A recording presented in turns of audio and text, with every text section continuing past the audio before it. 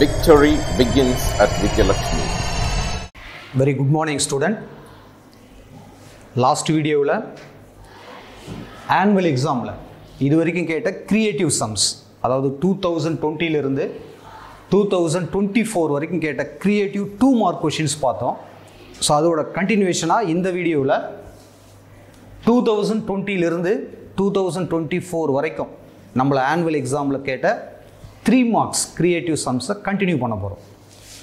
So இதுதான் நமக்கு 2 marks கொஞ்சம் ரொம்ப ஈஸியாகவே இருந்தது. ஸோ இதில் ஃபஸ்ட் வால்யூமில் எத்தனை கேட்டிருக்காங்க, செகண்ட் வால்யூமில் எத்தனை கேட்டிருக்காங்க அப்படின்னு பார்க்க போகிறோம். ஸோ அந்த கொஷின்ஸ் எல்லாம் எப்படி இருக்குது, ஸோ நம்ம இந்த மாதிரி ஒரு கொஷின் நம்மளை கேட்டால் நம்மளால் செய்ய முடியுமா அப்படிங்கிறது தான் இந்த பர்டிகுலர் வீடியோவோட கண்டென்ட்.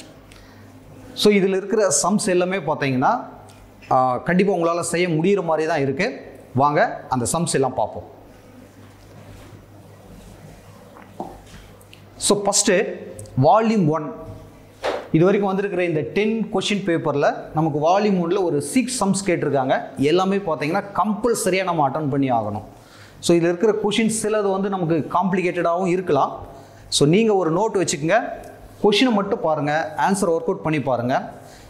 நீங்கள் செஞ்சு முடித்த பிறகு இந்த வீடியோவை கண்டினியூ பண்ணி நீங்கள் செஞ்சது கரெக்டாக அப்படின்னு செக் பண்ணிக்கோங்க. வாங்க ஃபஸ்ட்டு சம் பார்க்கலாம். ஸோ ஃபஸ்ட் வால்யூமில் ஒரு 6 சம்ஸ் இருக்குது. நெக்ஸ்ட் பாருங்கள், செகண்ட் வால்யூமில் ஒரு 5 சம்ஸ் தான் கேட்டிருக்காங்க. ஸோ இதை நம்ம நெக்ஸ்ட் வீடியோவில் பார்க்க போகிறோம், செகண்ட் வால்யூமில் இருக்கிறது. அதே மாதிரி பார்த்தீங்கன்னா நமக்கு செகண்ட் வால்யூமில் இந்த 2 மார்க் 3 மார்க்ஸ் கம்மியாக கேட்டிருக்காங்க. ஸோ செகண்ட் வால்யூம் ஃபுல்லாகவே பார்த்தீங்கன்னா 5 மார்க்ஸில் கொஞ்சம் அதிகமாக கேட்டிருக்காங்க. ஸோ அதையும் நம்ம இன்னொரு வீடியோவில் பார்க்க போகிறோம். ஸோ இந்த வீடியோவில் வால்யூம் 1ல் இருக்கிற 3 மார்க் கொஷின்ஸ் மட்டும்தான் பார்க்க போகிறோம். பார்க்கலாம் பாருங்கள்.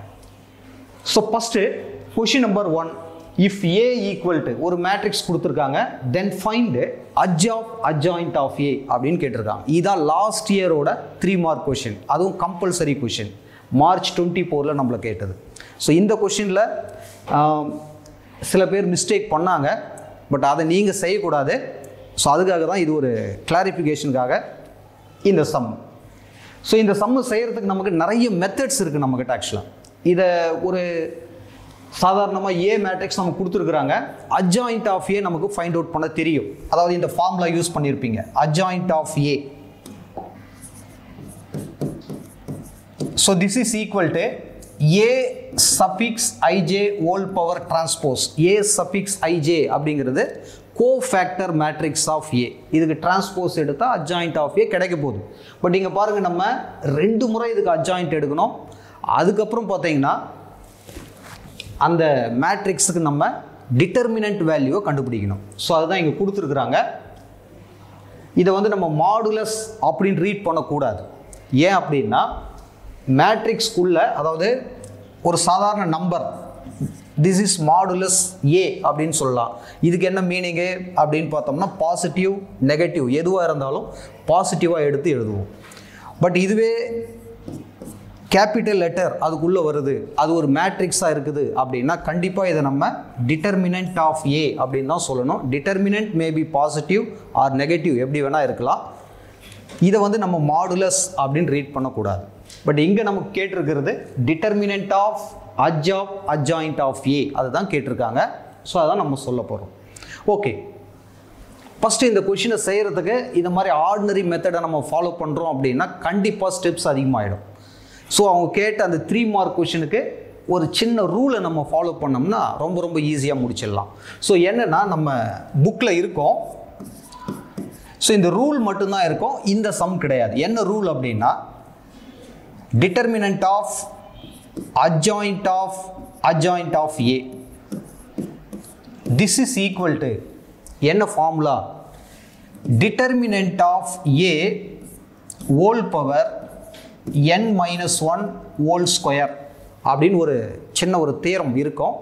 அதை நம்ம ப்ரூவ் பண்ணி நீங்கள் பார்த்துருப்பீங்க. பட் அந்த ரிசல்ட்டை யூஸ் பண்ணோம்னா ரொம்ப ஈஸியாக முடிஞ்சிடும். ஸோ இதுக்கான ஆன்சர் வேணும்னா நம்ம டிட்டர்மினன்ட்டையே ஃபைண்ட் அவுட் பண்ணுறோம். n அப்படிங்கிறது order of the matrix. So இந்த மேட்ரிக்ஸோட ஆர்டர் உங்களுக்கு தெரியும், 3 rows இருக்குது, 3 columns இருக்குன்னா we can say this is 3/3 matrix. அப்போ என்னோட பிளேஸில் 3ன்னு சப்ஸ்டிட் பண்ணாவே போதுமானது. ஸோ ஜஸ்ட் இப்போ நம்ம டிட்டர்மினன்ட் ஏவை மட்டும் ஃபைண்ட் அவுட் பண்ண போகிறோம். ஸோ என்ன செய்வோம், determinant of A which is equal to, determinant அப்படின்னாவே a matrix related to a number. ஒரு மேட்ரிக்ஸை ஒரு நம்பரோட ரிலேட் பண்ணுற அந்த ஒரு ஐடியாவுக்கு பேர் தான் நம்ம டிட்டர்மினன்ட் அப்படின்னு சொல்லுவோம். ஸோ அதை எப்படி எழுதுவோம்னா இந்த மாதிரி 2 parallel லைன்ஸ்குள்ளே எழுதுவோம். அதே வந்து square bracket or open bracket போட்டு எழுதணும்னா அதை நம்ம மேட்ரிக்ஸ் அப்படின்னு சொல்லுவோம். 2 parallel லைன்ஸ்குள்ளே எழுதுறோம்னா அதை டிட்டர்மினன்ட் அப்படின்னு சொல்லுவோம். ஸோ இதில் 2 -1 3 கொடுத்துருக்கிறது, -5 3 1 கொடுத்துருக்குறாங்க, -3 2 3ன்னு கொடுத்துருக்குறாங்க. ஸோ ஜஸ்ட் இதை எக்ஸ்பாண்ட் பண்ணுறீங்க. 2 இன்ட்டு என்ன வரும் பாருங்கள். நம்ம எப்படி டிட்டர்மினேட்டை எக்ஸ்பாண்ட் பண்ணுமோ இதை வந்து நம்ம 6 வேஸில் எக்ஸ்பாண்ட் பண்ண முடியும். இதெல்லாம் நம்ம +1லேயே பார்த்துருப்போம். ஃபஸ்ட்டு ரோ வைஸ் பண்ணலாம், second row wise and also third row wise. அதே மாதிரி ஃபஸ்ட்டு காலம், செகண்ட் காலம், தேர்ட் காலம் எப்படி எக்ஸ்பாண்ட் பண்ணாலும் ஒரே மாதிரி ஆன்சர் தான் நமக்கு கிடைக்கும். ஸோ அதில் யூஸ்வலாக எல்லாரும் செய்கிறது ஃபஸ்ட்டு ரோ வைஸ் தான், அதையே நம்மளும் செய்வோம். ஸோ ஃபஸ்ட்டு 2 இன்ட்டுன்னு எழுதும்போது அதுக்கு ஸ்ட்ரெயிட்டாக இருக்கிற காலம், ஸ்ட்ரெயிட்டாக இருக்கிற ரோ ஒமிட் பண்ணிவிட்டு ரிமைனிங் நம்பர்ஸை கிராஸ் மல்டிப்ளிகேஷன் பண்ணுவோம். 3 3s are 9, 2 1s are 2ன்னு வரும், +2ன்னு வரும். எப்பெல்லாம் நம்ம செகண்ட் டயகனல் எழுதுகிறோமோ அப்பெல்லாம் நம்ம ஒரு சைன் ஆப்போசிட் சைன் போடுவோம். ஸோ +2 வருதா, -2. நெக்ஸ்ட்டு இங்கே நமக்கு -1 இருக்குது. எப்போவுமே இந்த செகண்ட் நம்பர் எழுதும்போது ஆப்போசிட் சைன், அதாவது ப்ளஸ் மைனஸ் அதுக்கெல்லாம் ரீசன் இருக்குது, அதெல்லாம் நம்ம +1லேயே பார்த்துருப்போம். ஸோ இங்கே மைனஸ் இருக்குது, just +1 into the same thing. 1க்கு ஸ்ட்ரெயிட்டாக இருக்கிற காலம், ஸ்ட்ரெயிட்டாக இருக்கிற ரோ ஒமிட் பண்ணிட்டோம்னா 3 இன்ட்டு -5 -15 வரும். நெக்ஸ்ட்டு -3 வருது, நம்ம +3ன்னு எழுதுவோம். அதுக்கடுத்து +3 இன்ட்டு அதே மாதிரி 2 இன்ட்டு -5 -10, நெக்ஸ்ட் -9 வருது. So we can write +9. So என்ன ஆன்சர் வருது பாருங்கள். 9 - 2 அப்படின்னு எழுதணும்னா 7, 7 இன்ட்டு 2னா 14 இருக்குது. நெக்ஸ்ட் உள்ள நமக்கு -12 இருக்குது, -12 இன்ட்டு 1ன்னா -12 தான். நெக்ஸ்ட் -10 + 9ங்கிறது -1, -1 இன்ட்டு 3 -3 தான். ஸோ இப்போ பார்த்தீங்கன்னா இது ரெண்டும் சேம் சைனாக இருக்குது. ஆட் பண்ணுறீங்க, -15 + 14, ஆன்சர் பார்த்தீங்கன்னா -1. This is the value of determinant A. So நம்மளோட ரூல் ஆல்ரெடி சொல்லியிருக்கிறேன். ஃபார்முலா என்ன நம்ம ஃபஸ்ட்டு எழுதியாச்சு. டிட்டர்மினன்ட் ஏவோட வேல்யூ ஃபைண்ட் அவுட் பண்ணிட்டோம். ஜஸ்ட் இதில் சப்ஸ்டிட் பண்ணால் கிடைக்க போகிறது தான் answer. So determinant of adjoint of A. So அதுக்கான ஆன்சரை கொடுக்க போகிறோம். This is equal to determinant of A, அதோட வேல்யூ -1. ஸோ அதை இங்கே சப்ஸ்டிட் பண்ணிக்கிறோம். Whole power n - 1 whole square. என்னங்கிறது ஆர்டர் ஆஃப் மேட்ரிக்ஸ். இது ஒரு ஸ்கொயர் மேட்ரிக்ஸ், 3/3 மேட்ரிக்ஸ். ஸ்கொயர் மேட்ரிக்ஸாக இருந்தால் மட்டும்தான் டிட்டர்மினன்ட்டை ஃபைண்ட் அவுட் பண்ண முடியும். ஸோ இது எல்லாமே நம்ம தெரிஞ்சது தான் உங்களுக்கு. ஸோ இதோட வேல்யூ n = 3. அப்போ நமக்கு 3 - 1 ஹோல் ஸ்கொயர்னு வரும். ஸோ -1 3 - 1ன்றது 2 தான், 2 ஸ்கொயர் பண்ணால் 4 தான். So -1 whole square whole power 4 அப்படின்னா ஆன்சர் +1ன்னு வரும். ஸோ இதுதான் இதில் இருக்கிற சிம்பிளஸ்ட் மெத்தட். இதை நம்ம ஆர்டினரியாக செய்யணும் அப்படின்னு ஃபஸ்ட்டு adjoint ஆஃப் ஏவை ஃபைண்ட் அவுட் பண்ணிவிட்டு மறுபடியும் அதுக்கு ஒரு adjoint ஆஃப் ஏவை ஃபைண்ட் அவுட் பண்ணிவிட்டு அதுக்கப்புறம் அதுக்கு நீங்கள் டிட்டர்மினன்ட் எடுத்தீங்கனாலும் நமக்கு இதே ஆன்சர் தான் வரும். பட் ரொம்ப லென்த்தி ப்ராசஸ். ஸோ இந்த மாதிரி செய்கிறது தான் இதுக்கு கரெக்டாக இருக்கும். ஸோ இதுதான் நமக்கு லாஸ்ட் இயர் March 24 கேட்ட ஒரு compulsory question, 3 mark. So next question பாருங்கள். இது ஒரு இம்பார்ட்டன்ட் சம், March 23யோட கம்பல்சரி 3 மார்க் கொஷின்.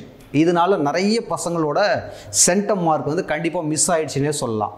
ஏன்னா இந்த மாதிரி ஒரு கொஷின் வந்து நம்ம புக்கில் கிடையாது. பட் இந்த கான்செப்டை ரிலேட் பண்ணுற மாதிரி இருக்கிற சம் ஒரே ஒரு சம் தான் நம்ம புக்கில் இருந்தது. பட் அதை வந்து எத்தனை பேர் நல்லா லிசன் பண்ணியிருந்தீங்களோ அவங்க தான் இந்த சம் எழுத முடியும். ஸோ என்ன கொஷின் கொடுத்துருக்காங்க பாருங்கள்.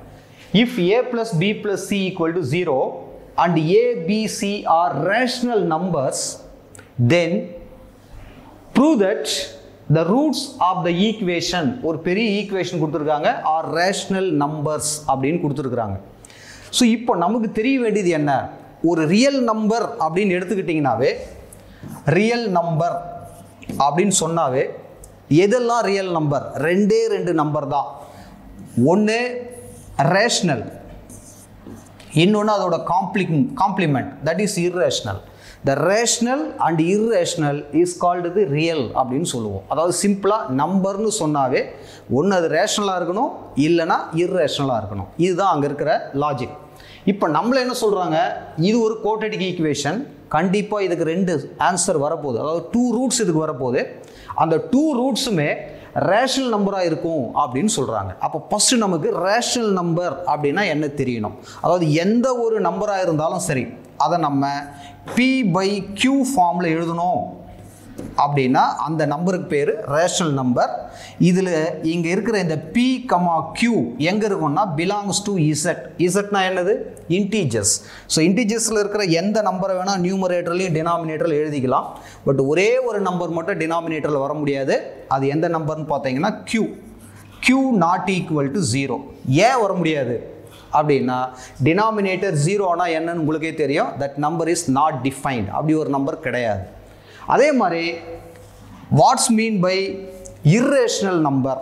ஸோ சிம்பிளாக உங்களுக்கு சொல்லி கொடுத்த ரூல் படி எந்த நம்பருக்கெல்லாம் பர்ஃபெக்டாக ரூட் எடுக்க முடியாதோ அந்த நம்பர் எல்லாம் நம்ம இர்ரேஷனல் நம்பர் அப்படின்னு சொல்லுவோம். அதாவது பர்ஃபெக்டாக ரூட் எடுக்க முடியாது அப்படின்னா ஃபார் எக்ஸாம்பிள் √2, அதே மாதிரி √3, √5, √4 அப்படின்னா அதுக்கு ரூட் எடுக்க முடியும் 2ன்னு சொல்லிட்டு. ஸோ இந்த மாதிரி எது நம்பரெல்லாம் பர்ஃபெக்டாக ரூட் எடுக்க முடியாதோ அது எல்லாமே நமக்கு இர்ரேஷனல் நம்பர் தான்.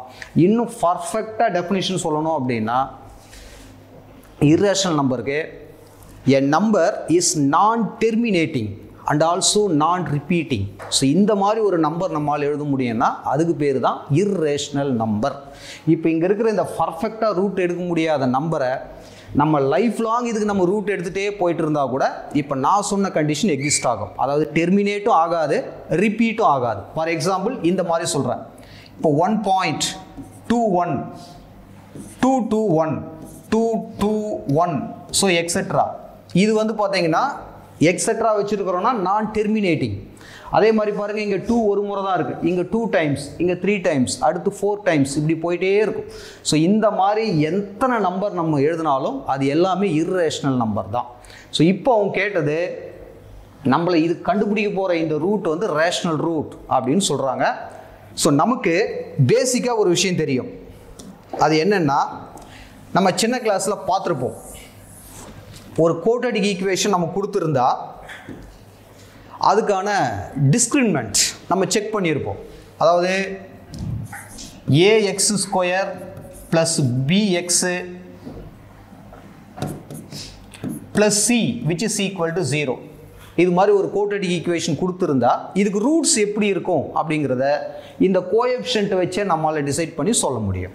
ஸோ எப்படி அந்த கோஎஃபிஷியன்ட்டை வச்சு நம்ம டிசைட் பண்ணுவோம் அப்படின்னு பார்த்தீங்கன்னா, அதாவது இதோட கோஎஃபிஷியன்ட்டை இந்த மாதிரி செக் பண்ணுவோம். b² - 4ac இதோட வேல்யூ எப்படி இருக்குதுன்னு பார்ப்போம். சப்போஸ் b² - 4ac செக் பண்ணும்போது இதோட வேல்யூ 0 அப்படின்னு நமக்கு கிடைக்குதுன்னா கொடுத்துருக்கிற அந்த குவாட்ரேட்டிக் ஈக்குவேஷனோட ரூட்ஸ் எப்படி இருக்கும், ரியல் அண்ட் ஈக்குவல். கண்டிப்பாக இதுக்கு 2 ஒரு ரூட்டுன்னா இன்னொரு ரூட்டும் 2ஆகவே இருக்கும். அதான் சொல்கிறோம், roots are real and equal.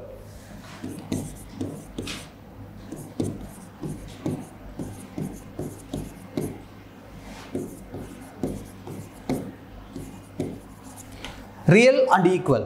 Suppose this b² - 4ac greater than 0, 0 விட பெருசாக இருக்குது, கிடைக்கிற வேல்யூ பாசிட்டிவாக இருக்குது அப்படின்னா கண்டிப்பாக கிடைக்கிற அந்த ரூட் எப்படி இருக்கும்னா ரியல் ரூட்டாக இருக்கும்.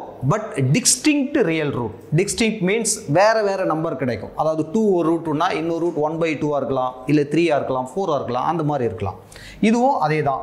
Roots are real and distinct. So இதை நீங்கள் பார்த்துருப்பீங்க. Suppose this b² - 4ac less than 0, less than 0 means negative value கிடைக்குது அப்படின்னா இந்த குவாட்ரேட்டிக் ஈக்குவேஷனை எக்ஸிஸ்ட் பண்ணுற மாதிரி இருக்கிற ரூட்ஸ் நமக்கு ரியல் நம்பர்லேயே இருக்காது. அப்போ எங்கே இருக்கும், அது காம்ப்ளெக்ஸ் நம்பர், தனியாக ஒரு நம்பர் சிஸ்டம் இருக்குது. ஸோ நம்ம சின்ன கிளாஸில் இப்படி எழுதுவோம், ரூட்ஸ் ஆர் அன்ரியல் அப்படின்னு சொல்லுவோம்.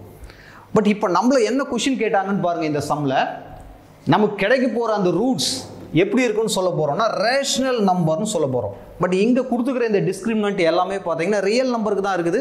இதுக்கு தான் நம்ம படிச்சிருப்போம். ஸோ இப்போ இது எப்படி நம்ம ரேஷனல் நம்பர் அப்படின்னு சொல்ல போகிறோம்னா உங்களுக்கு அந்த கான்செப்ட் தெரியணும். What's mean by rational number. நான் கொஞ்ச நேரத்துக்கு முன்னே சொன்னேன், பர்ஃபெக்டாக ரூட் எடுக்க முடியாத எல்லா நம்பருமே irrational number.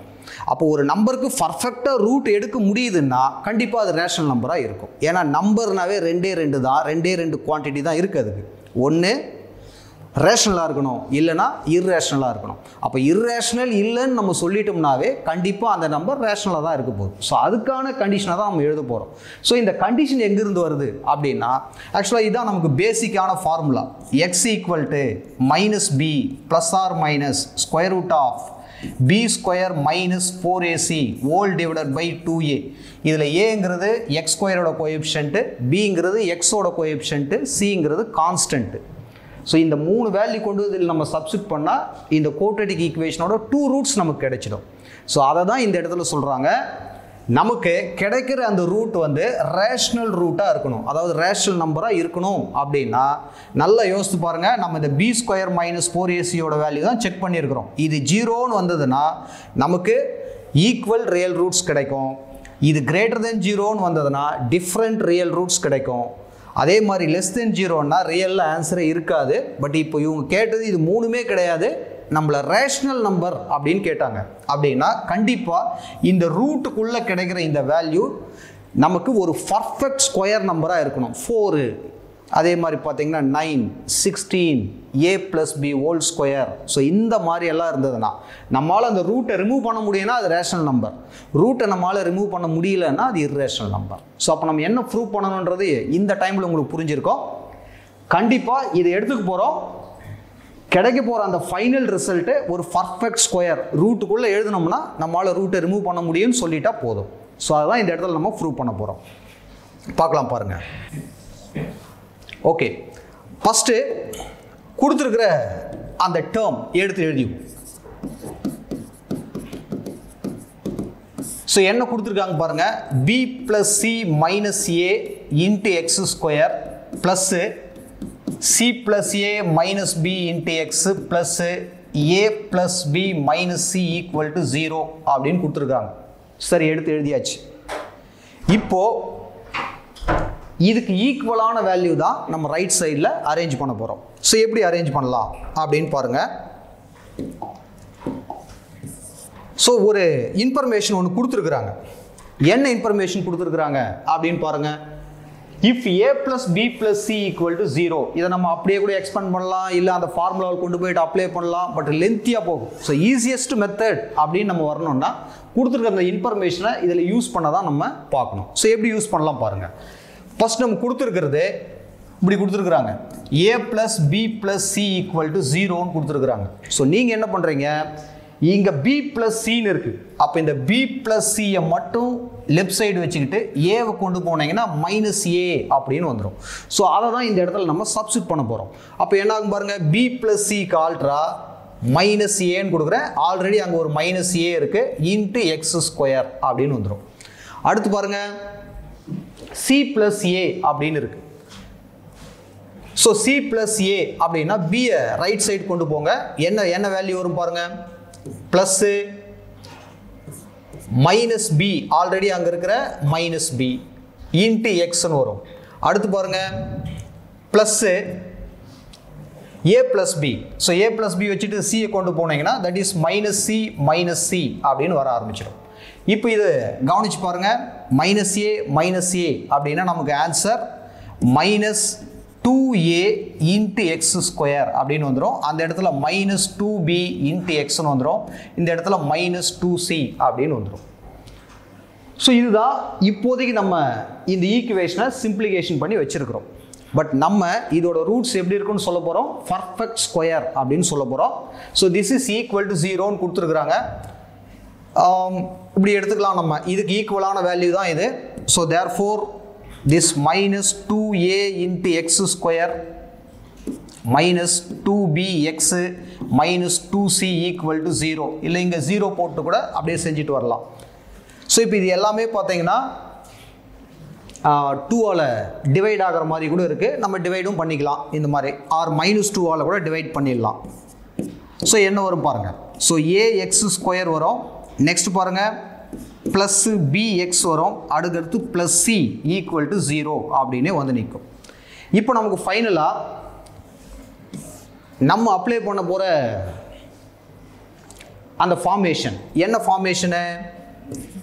b² - 4ac this is equal to என்ன ப்ரூவ் பண்ண வேண்டியது இருக்குது? பர்ஃபெக்ட் ஸ்கொயர் அப்படின்னு சொல்லணும்.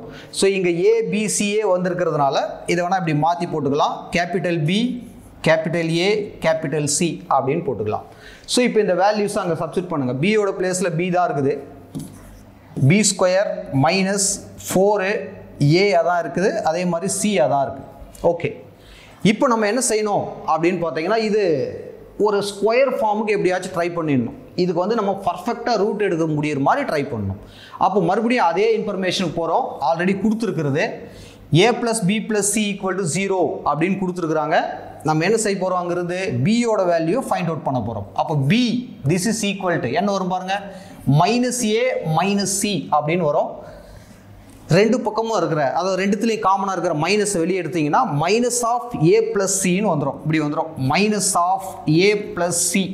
மேலே ஹோல் ஸ்கொயர் இருக்கு, whole square. This is -4ac. அதையும் அப்படியே எழுதிடுறோம். இப்போ இந்த மைனஸ் நீங்கள் ஹோல் ஸ்கொயர் பண்ணியிருந்தீங்கன்னா நமக்கு ப்ளஸ்ஸாக மாறும். அடுத்து உள்ள என்ன இருக்கு பாருங்கள், a + c whole square. So இதையும் அப்படியே எக்ஸ்பேண்ட் பண்ணுங்கள். எக்ஸ்பேண்ட் பண்ணால் என்ன வரும் பாருங்கள், a² வந்துடும். அதுக்கடுத்து b² தட் இஸ் c². அடுத்து பாருங்கள் +2ab 2ac வரும். ஏற்கனவே அங்கே ஒரு -4ac இருக்குது. இப்போ நமக்கு +2ac - 4ac அப்படின்னு ஆன்சர் -2ac அப்படின்னு கிடைக்கும். அதாவது ஃபைனலாக இது மாதிரி வரும், a² + c² - 2ac. This is the value of b² - 4ac அப்படின்னு கிடைச்சிருக்கு. ஸோ நமக்கு கிடைச்ச அந்த ஃபைனல் ரிசல்ட் இங்கே எழுதுகிறேன். That is b² - 4ac. இதோட வேல்யூ பார்த்தீங்கன்னா a² இருந்தது +c² இருந்தது -2ac வந்தது. ஸோ இதை எப்படி எழுதலாம் பாருங்கள். இது எதுக்கான ஃபார்முலா பாருங்கள். இது இந்த 3 டேர்மையும் சேர்த்து இதிலிருந்து a, இதிலிருந்து சிம்பிள், இங்கே இருக்கிற c. So a - c whole ஸ்கொயர்னு வந்துடும். இப்போ இதை நம்ம ரூட்டுக்குள்ளே கொண்டு போனால் கண்டிப்பாக அந்த ஸ்கொயருக்கும் ரூட்டுக்கும் கேன்சல் ஆகிடும். ஸோ இந்த இடத்துல ஒரே ஒரு வேர்டு மட்டும் எழுதுறீங்க, இஸ் a perfect square. இப்படி எழுதிட்டு therefore the roots of the given equation are purely rational அப்படின்னு சொல்ல போகிறோம். ஸோ கண்டிப்பாக இது பர்ஃபெக்ட் ஸ்கொயராக இருக்கிறதுனால கொடுத்துருக்கிற அந்த கோட்டடிக் ஈக்குவேஷனோட ரூட்ஸ் கண்டிப்பாக நமக்கு ரேஷனல் நம்பராக இருக்கும் அப்படின்னு எழுதி விட்டோம்னா போதும். ஸோ இது வந்து பார்த்தீங்கன்னா எக்ஸாமில் ஒரு பெருசாக ஒரு கன்ஃபியூஸ் ஆகிற மாதிரி இருந்தது. பட் நமக்கு தெரிய வேண்டிய ஒரே ஒரு கான்செப்ட், b² - 4ac இதோட வேல்யூ பர்ஃபெக்ட் ஸ்கொயராக இருக்கிற வரைக்கும் கண்டிப்பாக நமக்கு கிடைக்கிற ரூட்டு ரேஷனல் நம்பராக இருக்கும். ஸோ இவ்வளோ தான், வேறு எதுவும் இல்லை. ஸோ நெக்ஸ்ட் கொஸ்டின் பாருங்கள். Next question number 3. இது ஒரு சிம்பிளான கொஸ்டின் தான். மார்ச் 22ல் இதுவும் ஒரு 3 மார்க் கொஸ்டின். தாராளமாக இதை செய்ய முடியும். சால்வ் த ஈக்குவேஷன், ஒரு கியூபிக் ஈக்குவேஷன் கொடுத்துருக்குறாங்க.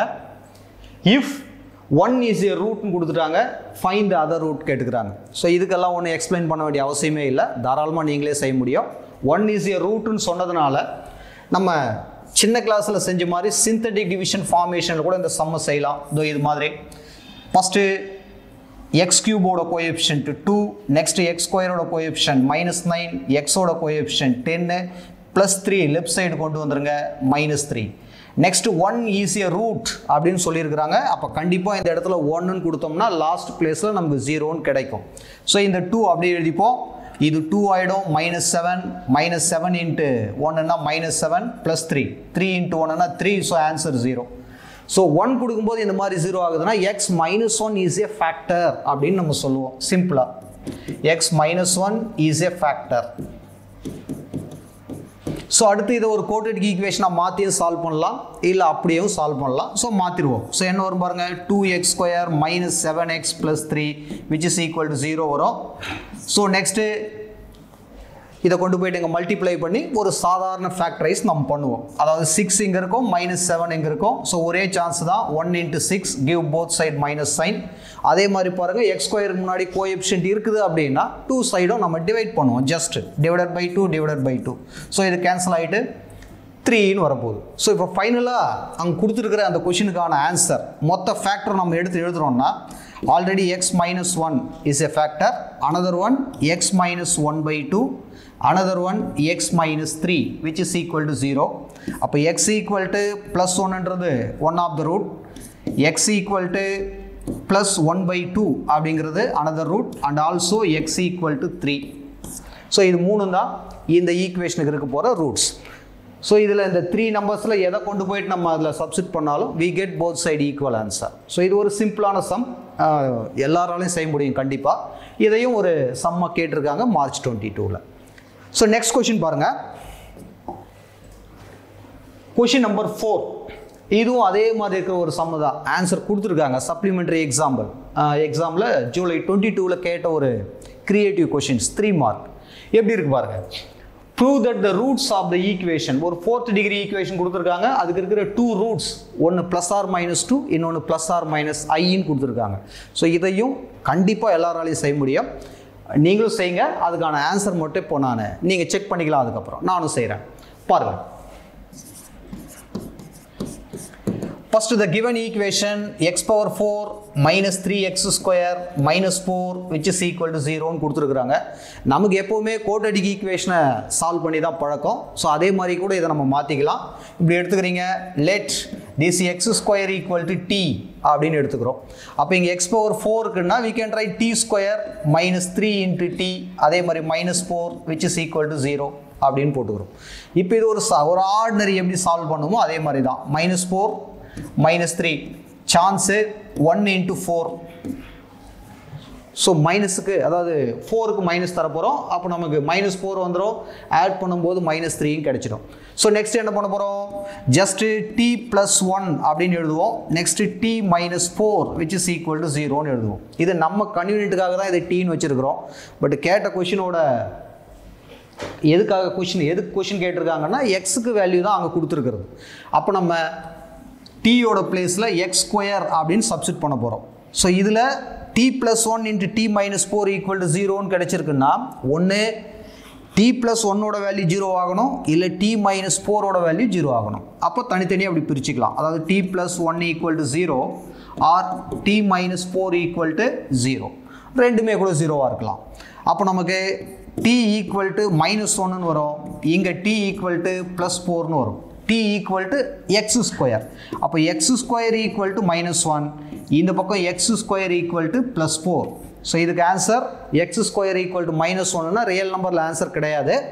ஆக்சுவலாக x ஈக்குவல்ட்டுன்னு கொண்டு போனீங்கன்னா +or-√(-1)ன்னு வரும். ஸோ காம்ப்ளெக்ஸ் நம்பர் கண்டுபிடிச்சதே எதுக்காகன்னா, இந்த மாதிரி நெகட்டிவ் நம்பருக்கு ஸ்கொயர் ரூட் எடுக்கிறது தான். அப்போ நமக்கு x = +or-√(-1)ஓட வேல்யூ i தான். ஸோ அடுத்து என்ன கொடுத்துருக்காங்க, x² = 4 இருக்குது. x ஈக்குவல்ட்டுன்னு எழுதினாவே நீங்கள் +or- போடணும், √4.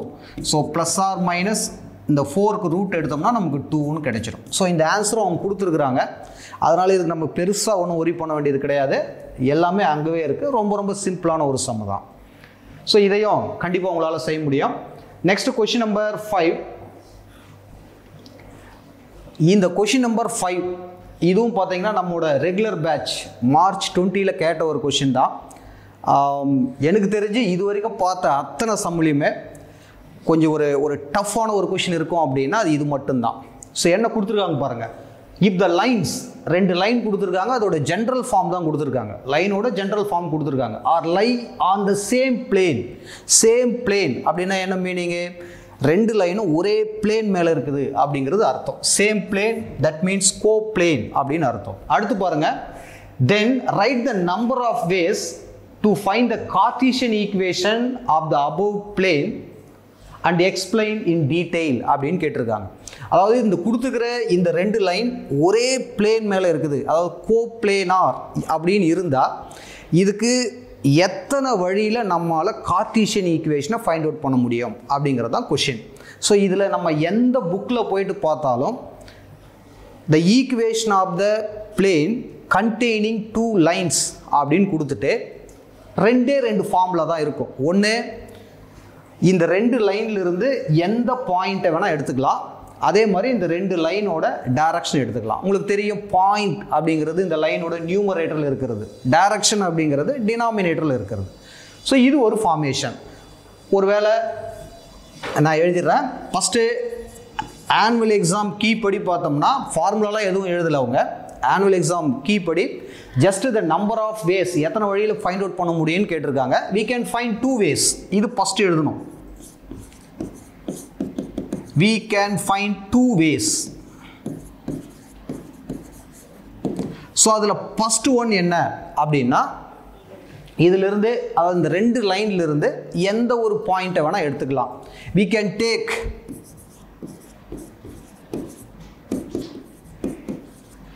any one point and parallel to 2 lines.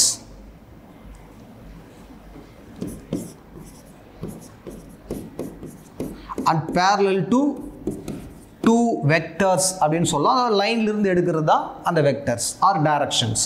parallel to 2 vectors. So இதுதான் வந்து அதுக்கான அந்த ஃபஸ்ட் பார்ட். இதுக்கு நான் அந்த ஃபார்முலாவும் நம்ம எழுதணும்னா இது எல்லாமே நம்ம புக்கில் கிளியராக இருக்கும். இந்த ஒரு ஃபார்முலா தான் இருக்கும். So this is equal to, ஒருவேளை இந்த லைன்லேருந்து இந்த ஃபஸ்ட்டு பாயிண்ட்டை நான் எடுக்கிறேன் அப்படின்னா x1 y1 z1ங்கிறது point, L1 M1 N1ங்கிறது direction. இப்போ நமக்கு ஃபார்முலா எழுதணும்னா x minus x1 y minus y1 z minus z1. அடுத்து பார்த்தீங்கன்னா டைரக்ஷன் L1 M1 N1. அதே மாதிரி செகண்ட் டைரக்ஷன் என்ன கொடுத்துருக்காங்க பாருங்கள், L2 M2 N2. ஸோ இது ஒரு ஆப்ஷன். ஆர் வேறு மாதிரி எப்படி எழுதலாம் அப்படின்னு பார்த்தீங்கன்னா, இதே கார்ட்டீசியன் ஈக்குவேஷன்னா டிட்டர்மினன்ட் வேல்யூ ஈக்குவல் டு 0. அதை நிறைய பேர் மறந்துடுவீங்க, பார்த்துக்குங்க. ஸோ ஒருவேளை இப்போ நான் செகண்ட் பாயிண்ட் எடுக்கிறேன் அப்படின்னா x minus x2 y minus y2 z minus z2. அடுத்து வர்றது அதே ரெண்டு direction L1 M1 N1 L2 M2 N2. So இதில் எந்த பிரச்சனையும் கிடையாது. இதுதான் நம்ம புக்கில் இருக்குது, எந்த புக்கில் பார்த்தாலும். பட் இங்கே மேலே பாருங்கள், we can find 2 ways அப்படின்னு நம்ம சொல்லியிருக்கிறேன். இது ஒரு ஆப்ஷன், இது ஒரு ஆப்ஷன் கிடையாது. இது ரெண்டும் சேர்ந்ததே ஒரு ஆப்ஷன் தான். அடுத்த வழி என்ன அப்படின்னா, ஸோ உங்கள் டீச்சர் டீச் பண்ணும்போது அந்த கான்செப்டை கவனிச்சிருந்தால் மட்டுமே அடுத்த கொஷின் நம்மளால் ஆன்சர் பண்ண முடியும்.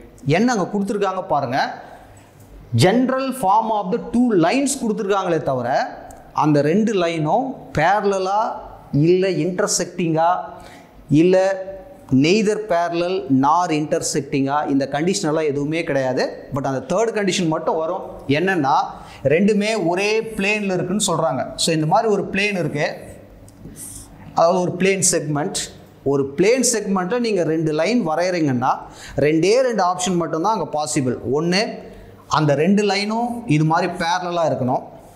இல்லை அப்படின்னா கண்டிப்பாக அந்த ரெண்டு லைனும் இன்டர்செக்ட் ஆகணும் ஏதோ ஒரு பாயிண்டில். ஸோ இப்படி இந்த ரெண்டு கண்டிஷன் இல்லாமல் நம்மளால் ஒரு பிளேனில் எந்த ஒரு ரெண்டு லைனையும் கண்டிப்பாக ஃபார்ம் பண்ண முடியாது.